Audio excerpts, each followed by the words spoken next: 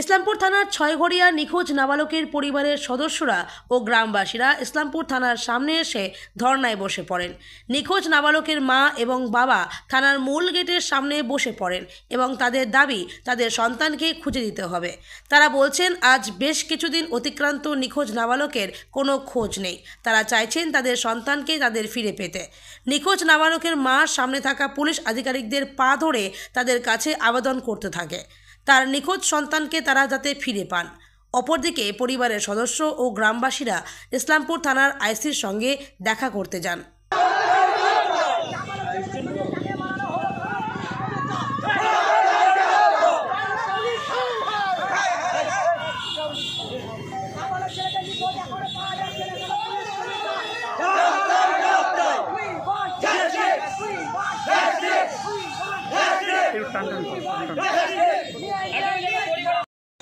বলছি আমার ছেলে খবর চাই, মৃত্যু আছে না জিন্দা আছে, আমার বিচার লাগবে, বিচার লাগবে, আমাকে মৃত্যুকে লাগবে, জিন্দাকে লাগবে, জিন্দা হলে জিন্দা যদি আছে তো আমার জিন্দাকে লাগবে, মৃত্যু আছে তো আমার মৃত্যুকে আপনাকে লাগবে। আমি পুলিশ অফিসার সবাইকে আমি বাবা করে বলছি, জলমের বাবা করে বলছি, আমার বিচার করে দেখো, আমার বিচার করো, আমার বিচার কেন করছে না? আমি গরিব মানুষ, তারপর আমার বিচার হবে না? এখানে থানায় আসছে, ইসলামপুরের থানাটা বন্ধ আছে, গেট বন্ধ, ভিতরে আমাকে ঢুকতে দিচ্ছে না ভিতরে।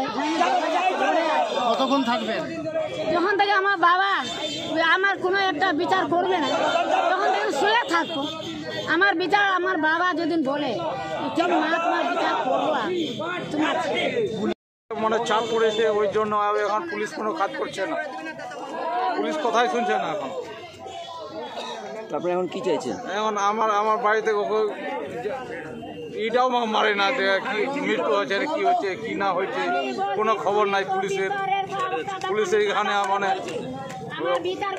এখানে ইসলামপুরে বসে বসে কি করছে, এখন আমার কোনো খবর নাই। তো কি বলছে পুলিশ, কি বলছে আপনাদের? পুলিশ তো কথাই বলছে না। তারপরে এখন বলছি যে এখন তো থানার সামনে এসছেন, কি চাইবেন? আন্দোলন হচ্ছি, আসেছি, কাজ করবে না করবে ওইটা আমাকে করতে হবে, চালিত হবে। ছেলেটাকে পুলিশ খুঁজে বের করবে বলে কি কতটা আশা আছে? ও তো খুঁজ করলে তো মিলে যাবে, কিন্তু খোঁজ করে নাই, ওই জন্য বলছি কতক্ষণ থাকবেন এখানে? থাকবো, সারাদিনটাই থাকবো। আজকে মরবো এখানে, বাঁচবো এখানে। কি নাম আপনার? আমার নাম দিল মোহাম্মদ। ছেলের বাবা? হ্যাঁ, ছেলের বাবা। কি বললো? আইজি সাহেব বললো আমরা তো খোঁজ করছি, আমরা তো আসি খোঁজে, আমরা তো খোঁজে না, কিন্তু আমরাও জানি।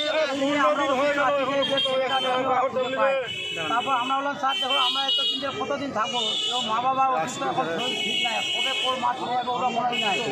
তো তোর মা ও আইজি সাহেব বলছে যে দেখো আমি তোমার সামনে আমরা কথা বলছি, ওখানে দেখছি কীভাবে ওরা করছে, দুদিনের মধ্যে আমরা দেখি।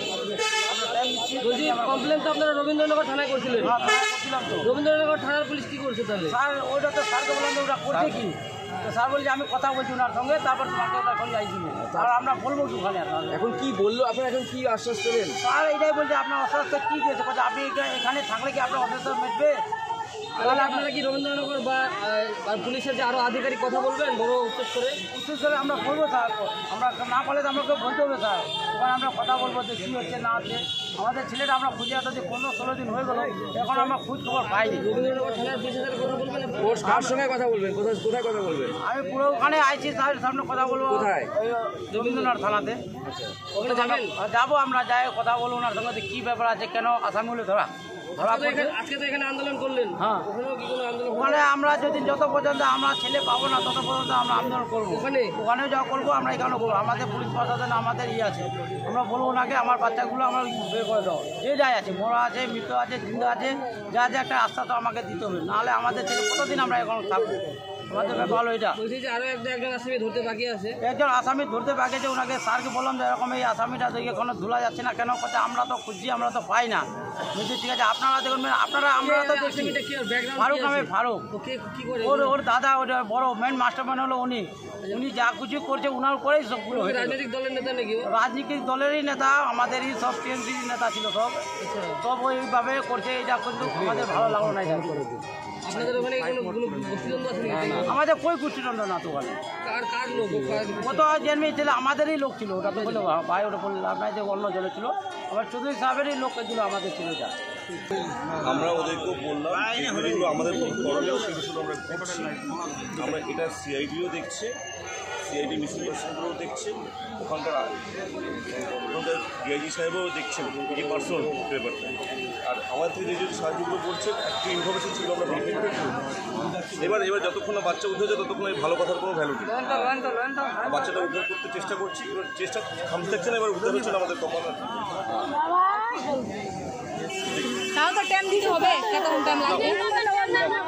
ওরকমভাবে কি টাইম দিই আমি টাইম আজ থেকে তো 15-16 দিন তো পূজা হয়েছে। এরপরে নাম আছে কোনো নাম আছে কোনো উদ্ধার আমাদের কি ভালো লাগে বাচ্চাটা উদ্ধার নেই, আমরা চেষ্টা করছি উদ্ধার করতে। এবার দেখা যায় 16 দিন হয়ে গেছে, কেমন খুঁজেছে দেখ, 16 দিন হয়ে গেলে তো খুঁজ পাইনি। তদন্তটা করছিল রবীন্দ্রনগর থানা, তো তদন্ত করছে, আমরা ওদেরকে হেল্প করছি, তার সিআইডি ওদেরকে হেল্প করছে। মানে যদি সময় দেওয়ার ব্যাপারটা বলো তাহলে সেই রবীন্দ্রনগর থানায় দিতে পারবে। ওরা যা যা বলছে আমরা সেটা করে দিচ্ছি। এবার আমাদের লেভেলে যেগুলো করার আমাদের কি ভালো লাগে, তোমরা আসছো রাস্তা বলতে গেলে আমাদের ভালো লাগছে, আমরা চেষ্টা করছি। ভাইকে ফারুককে কেন ধরা হচ্ছে না?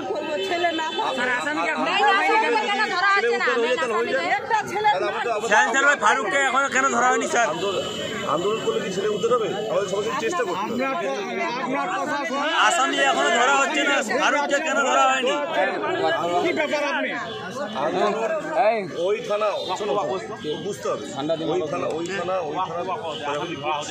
তদন্ত করছি, আমরা ওদেরকে সাহায্য করছি, যা যা বলছি সেটা করছি। ফারুককে কেন ধরা হচ্ছে না? আসামি ফারুককে ঠিক আছে, ফারুককে যদি হয় আমরা সেটা বলেছি সবার সামনে মিডিয়া সামনে বলা নেই। সবার সামনে ঠিক আছে।